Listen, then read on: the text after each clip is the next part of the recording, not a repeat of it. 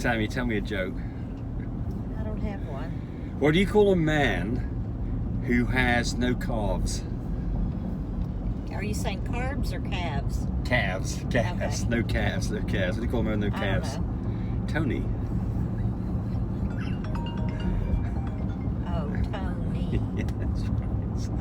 Here's another one. Is this a hack? Where is James? Already in his arse an hour ago. So they saw a picture of Cody, our son, and Kinsey, our daughter-in-law's pretty 9 puppies.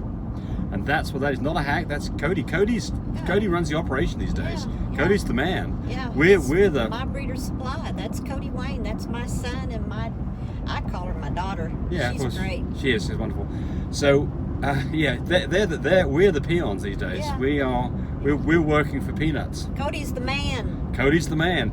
Really nice puppies. Those The are man with the plan. Those are Goldfinger puppies.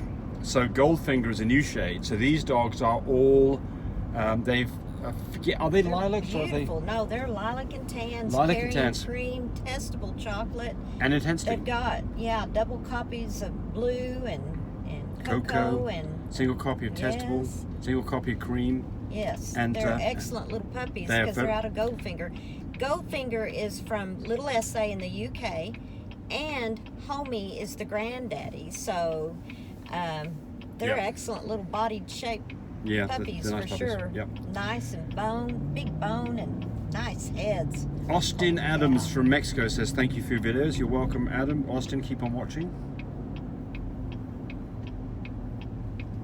Congratulations on your new home. Wondering if breeding to your stud, can we breed in person? Golly, I was wondering if that Yeah, me car's too. gonna It's getting moving, wasn't turn. it? Yes, you can. So you can call Cody. Guess what? She didn't. She had her blinker on and she just going on. Golly. Oh my gosh. Yeah, scary. So anyway, yeah, you can absolutely. So we do charge for that. I think it's $500 these days for somebody to come and leave a dog with us for up to a week. We do multiple progesterone tests to get the numbers right. We do at least 2 ways. We do a brucellosis test.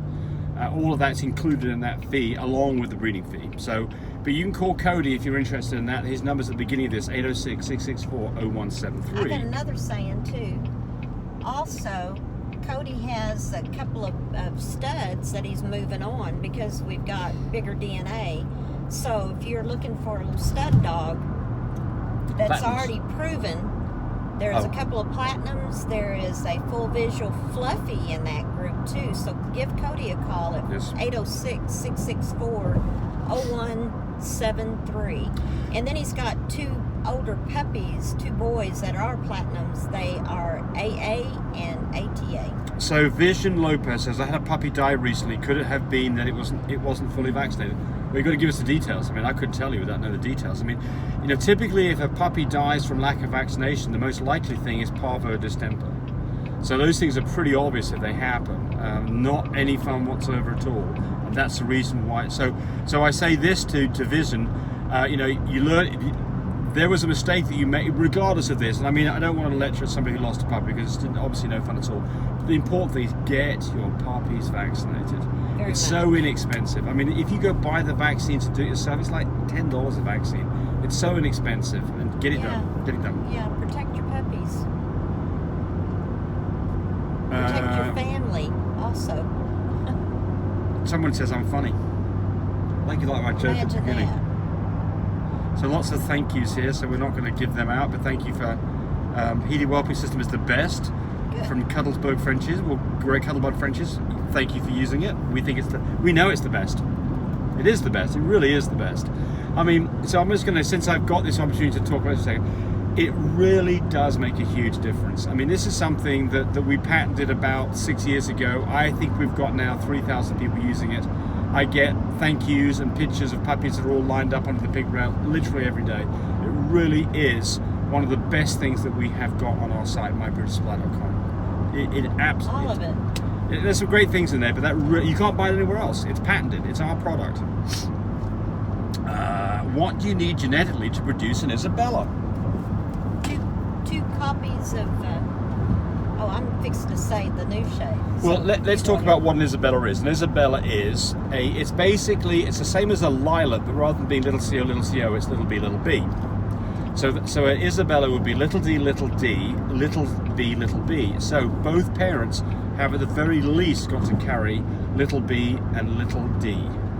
If you got two dogs and they each had one copy of Blue and one copy of testable chocolate, the chance to get an Isabella, by the way, is pretty darn slim. It's actually 1 in 16. So really, if you've got a dog that's got Blue and blue and chocolate genes, you would want to breed back to an Isabella to have a shot against. Then your chance of getting a 1 in 4. So.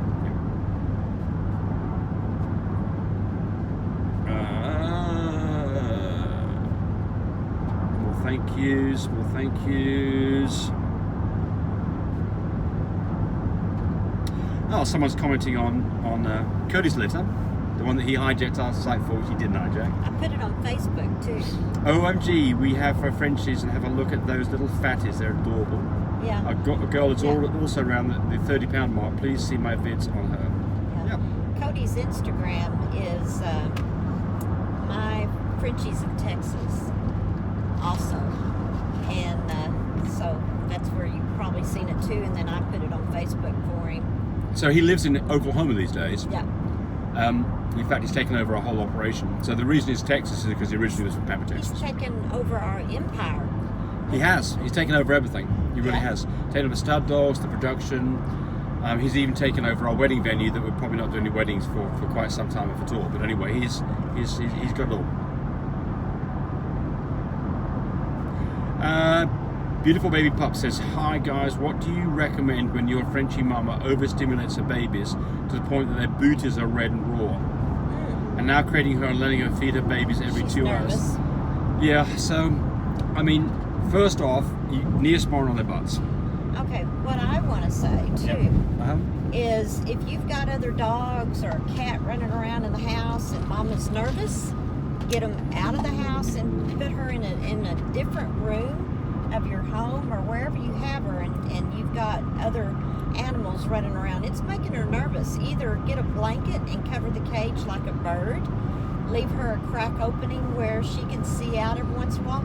She just feels safer and more secure. She's worried, I think, with her puppies. Could be a good and point. that may be why she's continuing licking them. Kind of like when a nervous dog licks their feet all the time. Yeah, I So, love that. Yeah. Cover her up, make her feel secure, get the other animals into a different area away from her, or get her into a different area because she's nervous. So the other thing you can do here is, I don't like separating babies and mum, so that's not what Tammy's suggesting. No. You can put a muzzle. Mama and babies. You can put a muzzle on dog. You can put a muzzle on her. Well, you don't need to with that. Hopefully not, but you can. I think she's just nervous. Well, try what Tammy's saying first, so maybe they'll fix the problem. Yeah. Move mama and the babies to a different room where there's not other animals around, or just cover up her cage with a blanket so she'll feel secure. I have a litter of 7 there, still eating mush at 5 weeks. How long do you feed mush? This is from Barbie and Lily Show. How long do you feed the puppy mush? Well, you don't make it as mushy when they're 5 weeks. You start leaving it a little thicker. Gradually graduate that up to a little thicker and a little thicker. By the time they're 7 and 8 weeks, make it a soft kibble, but don't mash it up. So they'll learn to chew that up and eat it. So the goal here is we feed dry kibble when puppies are off the mush. So the goal here is by the time they leave that they've had at least 3 or 4 days of regular kibble. So, for us, the puppies leave at 10 weeks. So starting by 9 weeks, we want to see them on dried food. So what I do is I do the wet kibble, and then gosh, this trailer's giving me a hard time. What I do is give them the wet kibble in the morning, and then I'll leave some dry kibble during the day so they can go nibble on it and get used to chewing that up so they're ready to go eat hard food later. And at that point, then you've got the mum's not in there That way anymore. I know they're not starving to death because they can't eat the hard kibble. That way they've had their soft kibble in the morning. That's the other thing. Some pups will go quicker to the hard kibble than others. So just watch out. You don't want to be in a situation where you think everybody's eating the food up. There's a couple of puppies that hardly get any food at all because they're not eating the hard kibble. So just pay attention to that. Mr. White, what can a platinum try make? Well, the answer is everything. So a platinum try would be little d, so it can make blue dogs. Little co, so it can make cocoa dogs. Little e, so it can make cream dogs. And so because of that, you can also make champagnes and lilacs and fawns, and all with 10 points.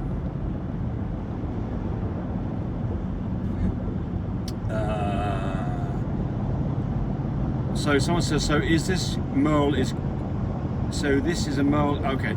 So this was Frenchie Genetics is asking about, we did a video of a platinum merle Frenchie, and it wants to know, so this is a merle is covered in, it is, it's Cream remember, covers everything. There you go, even if it's a merle dog, cream covers everything. I have seen cream dogs that have a little bit of speckling on their remember, muzzle.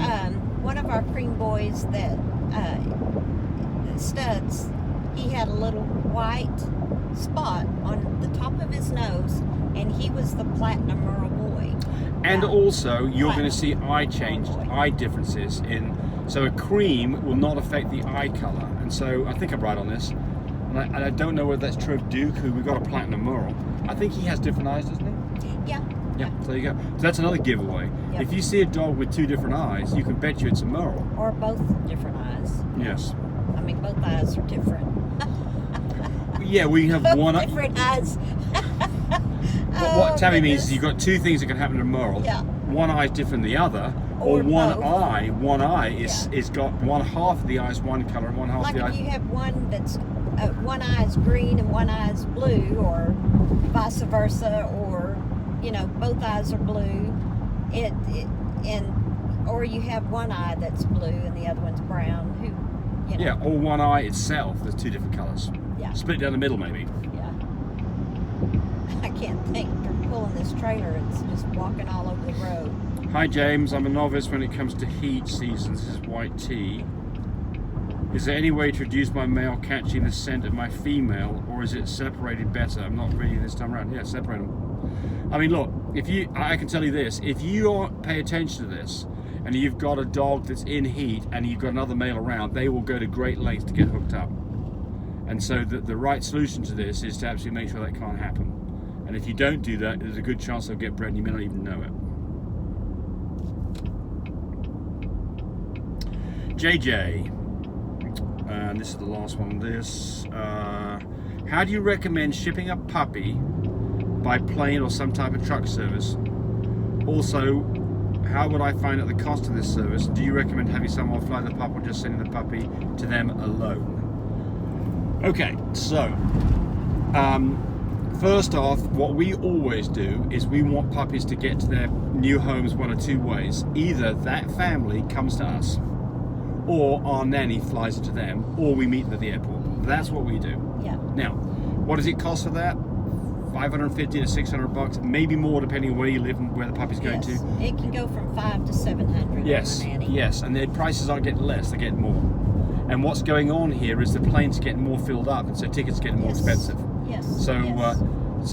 I'll give you an example of this. A friend of ours wanted us to go to Carmel down in California, and if you flew to Carmel, the price of a return ticket was $2,500, but to fly into San Diego or somewhere close by was $250. So there's a huge difference in some of this stuff, and so consequently, nannies try, if they know what they're doing, they take advantage of this. But you may get a very high price if they don't know what they're doing. But let me say this: when you're making those flight arrangements for you, make sure you tell the airline people that you will be bringing home a baby, a Frenchie baby, home with you, and they'll tell you what you need to do. Get your ducks in a row. You're going to have to pay probably because $80. you'll probably get the ticket whenever you're fixing to leave after you pick up the puppy. Well, you'll have the ticket. Well, the point here Puppy is. will have to have a ticket, James. Well, you have to have an add-on to the ticket. But the puppy won't have a ticket per se, but you'll have to pay extra to have a puppy go with you. I think it's gone up to 90 or. That's it. Okay. Used to be $80, but something between $80 and $100. It's not going to be another whole ticket. Everything's gone up, folks. Everything. But don't get in a situation where you're at the airport leaving and you've got a puppy with you and you can't get on the plane with the puppy, because then you can't get on either, and you screwed up. Yeah, yeah. So, You gotta other let them services, know. other ways of doing this would be, there's Delta Dash, there's airlines that will do this as cargo. There are significant restrictions. Yeah, you can't in Well- the summer though, James, at all. Yeah, well, let's talk about the restrictions. So bracephalic dogs, flat-faced dogs, Boston Terriers, Frenchies, those kind of dogs, they have to have an acclimation statement. It says what temperatures they can handle, and furthermore, they can't fly when the weather's a certain temperature, so you can get bumped off flights because of this. They can get bumped, so it goes cargo. You have to have an approved carrier. Don't care for it particularly. And the big thing I don't like about cargo is puppies get stuck on the tarmac. Oh yeah. Getting to or off a plane because of, you know, they can get overheated. Yes, please have some lemon juice in your purse, in your car, when you pick up your puppy from that, whenever they're on that tarmac, if they get too hot. Have that and some alcohol, And some rubbing water. alcohol, And some water. Yeah. and water.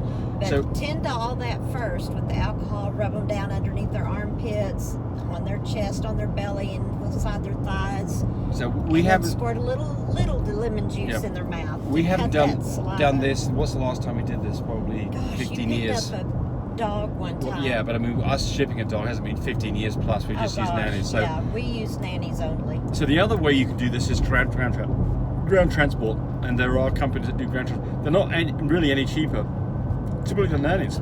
And the thing I don't like about ground transport is the way they make this work is they transport a lot of dogs at the same time. Yes.